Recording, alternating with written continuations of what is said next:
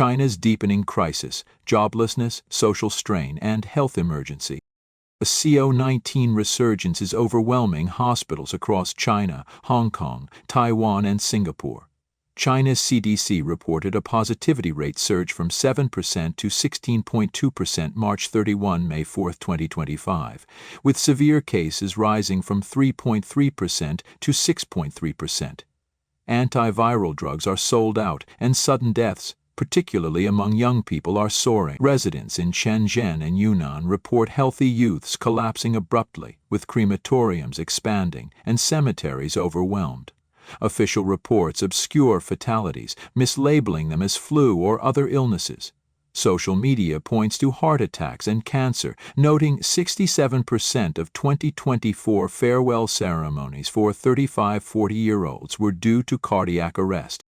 A blogger revealed the harsh toll of borderline live streaming, a last resort for many young Chinese in a crumbling economy. Streamers can earn tens of thousands of CNY monthly, but the work stems from desperation. They endure repetitive questions: where are you from? Have you had plastic surgery? Are you planning to marry? And deflect inappropriate comments. Streams often end at 2-3 a.m., leaving them isolated with no friends or social connection. One wrong move risks account suspension, and erratic income heightens stress. The job is mentally and physically exhausting, offering no future prospects, only fading youth and shallow ties to big spenders who later abandon them. China's employment landscape is collapsing. Official figures claim a 5.4% urban unemployment rate in 2025, a two-year high, but the true rate is likely understated, though unverified claims of over 50% lack substantiation. With 12.2 million new university graduates entering the job market, competition is brutal.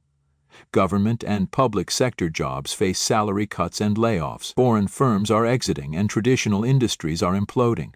Even top-tier university graduates settle for low-skilled jobs like food delivery or gig work, termed flexible employment by authorities, but these fields are overcrowded. Desperate youth resort to drug trials, risking their health for payments ranging from thousands to tens of thousands of CNY, with competition intensifying due to widespread poverty. Joblessness is unraveling society. Studies tie unemployment to rising divorce rates, family breakdowns, and crime, severely impacting mental and physical well-being. Oxford's George Magnus warns that despairing youth could destabilize society. Since 2024, random violent incidents have spiked, possibly linked to unemployment-fueled frustration and antisocial tendencies, threatening long-term social cohesion. Shanghai, once a vibrant hub, is now desolate. An ex-post, May 22, 2025, noted sparse crowds at Hongqiao Station on a Friday, a stark contrast to past bustle. Traffic is light, and luxury districts like Luijiaowei and Xintiandi with their high-end malls are shuttered. Consumer goods sales fell 14.1% in Shanghai and 10% in Beijing in March 2025, despite stimulus measures, revealing frail domestic demand. Shanghai's economic vitality is waning. Office buildings stand empty, bosses are buried in online loans, and 15 CNY roadside haircuts are ubiquitous. Life Square, once lively, is deserted by 7 p.m. Mortgages are crushing, and landlords sell properties at steep losses as prices collapse. A colleague observed, vacant homes, quiet streets, and lifeless markets, questioning the whereabouts of Shanghai's 24 million residents. The post-ADS generation, shaped by CCP-driven materialism, faces sudden deaths and hopelessness, trapped in a failing system with no escape. Minhong-born netizen, once a marketing manager in Lujiaowei, shared his despair on overseas media. A decade ago, he gazed from a Pudong high-rise, dreaming of a family and a decent life in Shanghai. Now he stands on a desolate Nanjing road, staring at a shuttered RT Mart and locked shops, his hopes shattered. Over 70% of physical stores have closed. Out of 100 shops last year, only 30 limp on. A clothing store owner, down from 20 shops to one on Nanjing Road Pedestrian Street, said customers browse in-store but buy online, killing his business. When physical stores vanish, Shanghai's soul fades. A city of closed shutters is no city at all. Shanghai's economy feels bleaker than third-tier cities. As a business license agent, I see customer flow drying up. A financial colleague noted empty streets and malls. Even vegetable vendors report no sales. Shanghai's 24 million residents seem to have vanished. Back to hometowns or chasing jobs elsewhere, no one knows. The health crisis is equally dire. A CO-19 resurgence is ravaging China, with hospitals overwhelmed. China's CDC reports a positivity rate surge from 7% to 16.2%, March 31, May 4, 2025, and severe cases up from 3.3% to 6.3%. Antiviral drugs are sold out, and sudden deaths, especially among youth, are spiking. Shenzhen and Yunnan residents report healthy young people collapsing, with crematoriums expanding and cemeteries full. Official data hides the death toll, mislabeling cases as flu.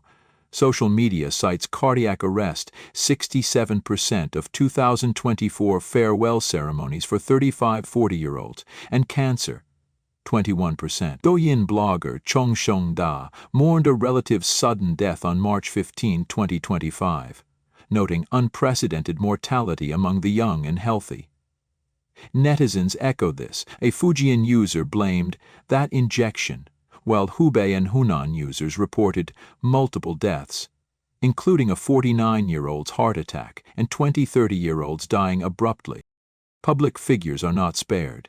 In April 2025, a 41-year-old Hainan official, a 41-year-old Ningxia professor, and a 35-year-old surgeon died suddenly, alongside influencers aged 28 through 46. A funeral worker told a Douyin blogger that 2024 saw double the farewell ceremonies for 1,980 1,990 S-born individuals compared to prior years, with 35-40-year-olds hit hardest. The post-80s generation steeped in CCP materialism is crumbling under sudden deaths and despair. Across China, first-tier cities mirror Shanghai's collapse. In Guangdong, a man jobless for over 15 days shared his struggle. X-video, May 18, 2025. Fourth-tier cities are worse. By 9 a.m., building markets are deserted, brand stores shuttered, and restaurants empty. Banks' promotions draw no crowds. Industries tied to daily life are dying, etching 2025 as a year of suffering. Claims that major ports like Ningbo, Yangshan, part of Shanghai, and Yantian are abandoned with stacked containers and no ship activity are partially supported but exaggerated.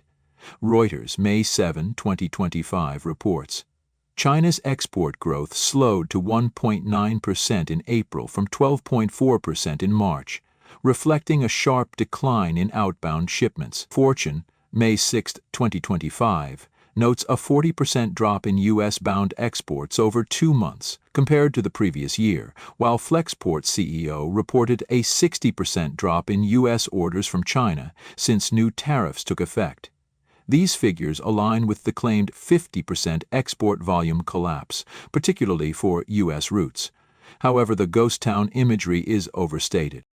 Freightwaves, May 14, 2025, notes shippers rushed to import goods after a tariff pause, indicating ports remain operational, though at reduced capacity.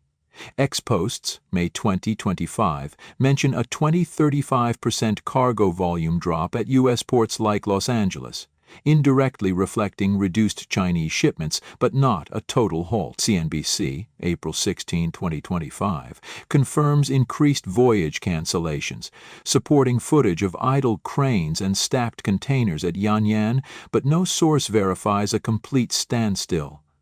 The claim of 80 canceled outbound voyages aligns with Vision Logistics' report of a 45% drop in 20 FT container bookings mid-April 2025. The Wall Street Journal notes downsized vessels, but the cemetery of steel imagery likely exaggerates for effect. The claim that trans-Pacific routes have ground to a halt is overstated. Though severely disrupted, shipping continues with reduced volumes. Reuters, May 12, 2025, reports a temporary U.S.-China tariff reduction spurred some shipping activity. Freight rates for a 48th container from Shanghai to Los Angeles dropped from $8,000 to $3,500, reflecting low demand. Major carriers like Maersk and Hapag-Lloyd reducing sailings or rerouting align with industry reports. An ex-post May 10, 2025 claims no cargo vessels left China for West Coast ports in 12 hours. But this is unverified and likely an outlier. Port of Los Angeles data shows a 30.4% weekly container volume drop, with Vietnam, Mexico, and Thailand gaining market share. Factory slowdowns in Jiangsu and Hunan, with hiring freezes at firms like BYD, align with Wall Street Journal and RFA reports.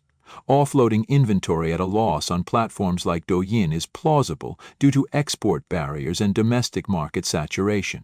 FreightWaves notes stalled imports, forcing firms to redirect goods to Southeast Asia.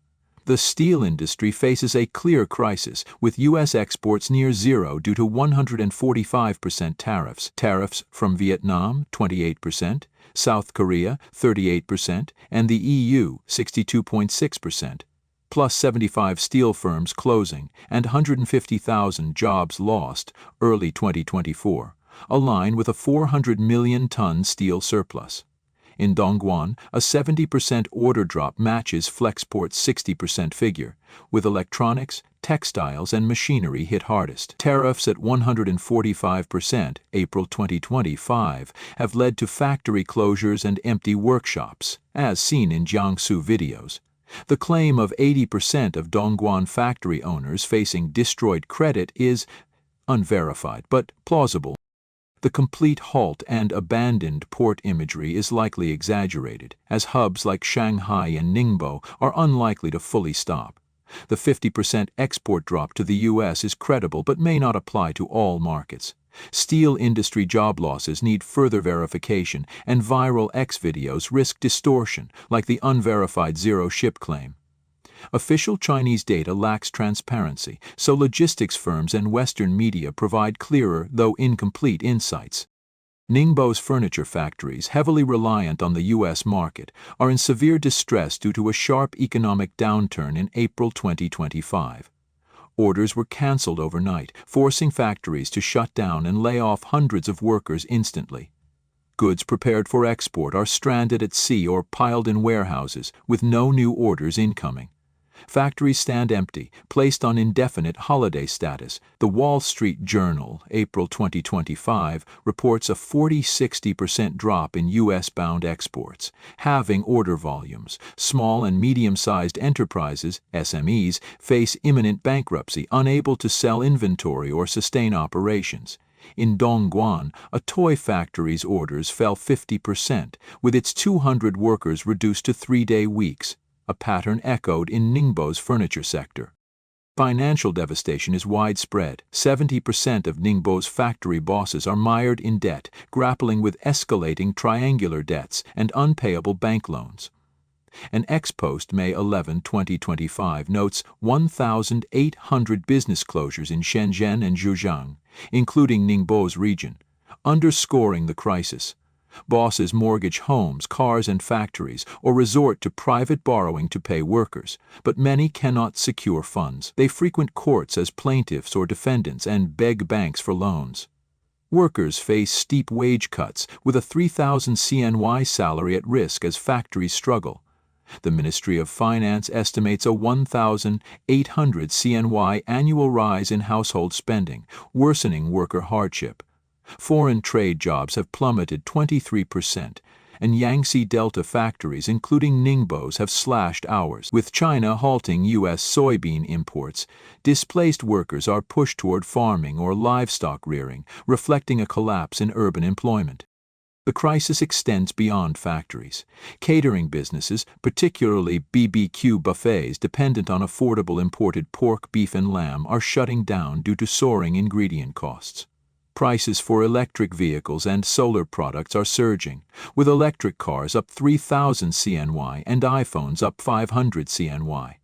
Tesla and BYD factories have closed, and electronics exporters are cutting staff, shrinking job prospects. In Jiangsu, Zhejiang, and Shanghai, mass layoffs have spurred a wave of workers returning to hometowns, overwhelming train stations. Many, unable to find work, sleep in parks or lie flat as enterprises report no labor shortages.